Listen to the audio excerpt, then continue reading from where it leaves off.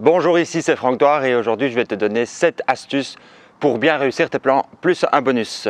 Le premier tip se considère à faire tes plans sur l'ordinateur et éviter tout plan manuscrit. Alors je ne te l'interdis pas de le faire, mais tout simplement que c'est beaucoup plus long de faire un plan manuscrit. Et aussi surtout si tu as des problèmes, si tu fais un trait qu'il ne faut pas, c'est beaucoup plus compliqué de l'effacer, tandis que sur l'ordinateur il suffit juste de faire un CTRL-Z et ça suffit. Quand tu regardes aussi le rendu, quoique les plans manuscrits sont aussi très jolis, mais le rendu peut être bien mieux sur l'ordinateur.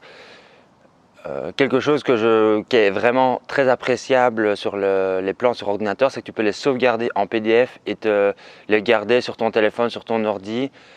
Et si vraiment tu veux l'imprimer, tu peux l'imprimer sur des pages A4.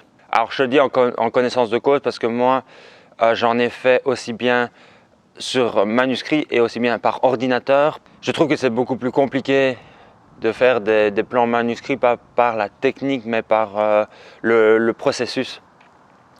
Déjà, il faut faire attention avec ton crayon ou ton porte-mine de ne pas en foutre du graphite partout sur ta page, ce qui peut très vite foirer ton plan. Tu dois passer donc d'abord avec ton crayon porte-mine, puis tu dois repasser au feutre fin, puis pour les assemblages, tu passes avec un feutre plus épais. Tu peux faire la même chose sur ordinateur, mais je trouve que c'est mieux sur ordinateur, c'est mieux fait, tu as moins de risques de problèmes. Si tu as vraiment le souci d'un trait que tu as fait alors que tu ne devais pas, tu peux faire un CTRL-Z et puis c'est terminé.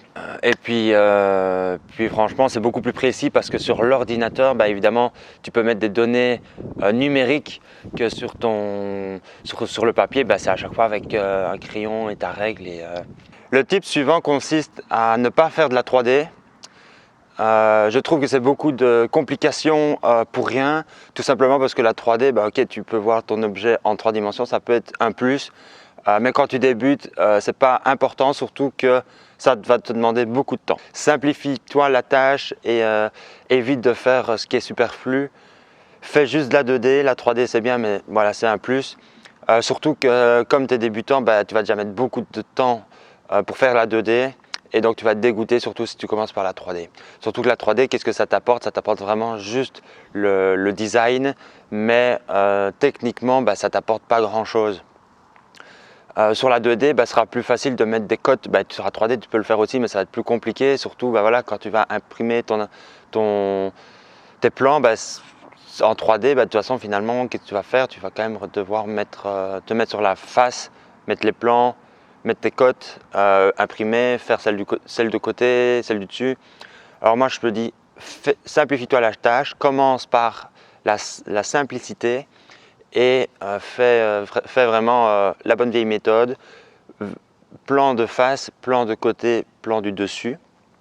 Une fois que tu es à l'aise avec ça et surtout quand tu es à l'aise avec le programme, fais la 3D si ça t'enchante. Et à propos de la cotation, va être notre troisième tips, la cotation, tu ne vas pas le faire directement dans le plan, tu vas le faire. Alors ne fais pas ta cotation dans la vue de face, mais plutôt à côté. Donc tu as ta vue de face, tu laisses un espace de plus ou moins 3 cm, suivant évidemment l'espace que tu disposes. Et puis après tu fais tes cotations comme ça. Commence toujours par les cotes les plus petites, puis pour les plus grandes, parce qu'en fait, si tu fais l'inverse, quand tu vas arriver à tes cotes petites, ton rendu va être bizarre, ça va être spécial de voir une grande cote en dessous d'une petite. Et surtout que quand tu mets tes petites, tu peux mettre les unes à côté des autres. Donc commence d'abord par les petites. Évite de mettre ton unité de mesure dans tes cotes. Surtout que tu auras des cotes qui seront vraiment assez petites et tu auras déjà de la misère à écrire le chiffre. Donc si tu rajoutes ton unité de mesure, ça va faire surcharger. Et de toute façon, si tu mets tout ton plan par exemple en millimètres, ce que je te conseille, mets-le par exemple en bas avec ton nom ou quoi, que tu mets l'échelle en millimètres ou en centimètres. Mais je te conseille en millimètres, c'est en général l'unité de mesure qu'on utilise des plans. Je t'en profite pour donner l'astuce suivante. Tout simplement, quand tu fais ton dessin ou quand tu as fini ton dessin, n'hésite pas à faire un cadre à plus ou moins 5 mm du bord de ta feuille. Et en dessous de faire une cartouche. Donc ce qu'on appelle une cartouche, c'est un deuxième cadre beaucoup plus gros où dedans tu inscris par exemple, en général tu inscris la date mais tu n'es pas obligé, le nom du projet, ton nom pour dire que c'est bien toi qui l'as fait, l'échelle et de mettre l'unité de mesure. Ouais. Quand tu fais un plan, une chose assez compliquée, c'est de savoir si tu as dessiné bien tous les traits parce qu'il y a des traits de face que tu vois visuellement, donc qui sont faciles à dessiner, mais il y en a qui sont cachés tout simplement par un assemblage, une rainure ou une bâtée que tu ne vois pas nécessairement tout le temps. Évidemment, ces traits-là sont cachés parce que sur la face, tu ne la vois pas, mais tu dois quand même le dessiner sur ton plan. Ça, évidemment, tu vas le faire avec des traits interrompus. N'oublie pas de garder ce code de traits très plein pour les traits que tu vois, les traits interrompus pour les traits que tu ne vois pas. Donc, par exemple, pour les assemblages ou quoi, les rainures ou bâtées ou autres. Et les traits discontinus, donc tu as un trait long, un espace, un trait court, un espace, un trait long, un espace, un trait court. Ces traits-là servent à te dire que tu as coupé dans ta pièce et que la dimension physique ne correspond pas à l'échelle vu que tu l'as coupé dedans. Et le tips bonus, c'est de faire un croquis. Alors j'avoue que j'aurais pu mettre ce tips en premier, mais je voulais absolument le mettre en bonus, donc ça ne marchait pas. Alors oui, faire un croquis est quelque chose qui peut être très intéressant pour te donner un peu une idée, sans faire un gros plan qui peut prendre beaucoup de temps, de te dire ah ok cette pièce là elle va là, comment est-ce que je vais faire cet assemblage là, est-ce que je vais mettre une rainure, une moulure ou une bâtée, quelle moulure je vais mettre.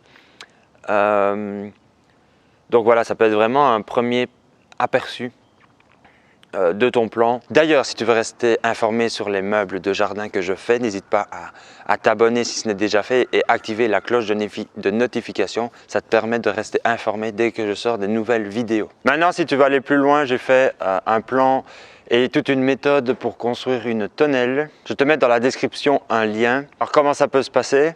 Sur le lien, tu arriveras sur une page, il va y avoir des plans précis, donc tu auras les plans complets avec les dimensions, avec tout ce qu'il faut. Tu auras une méthode opératoire, tu auras une feuille que tu pourras imprimer chez toi en PDF avec la liste mode opératoire. Tu auras une vidéo de comment fabriquer, comment faire les assemblages de base.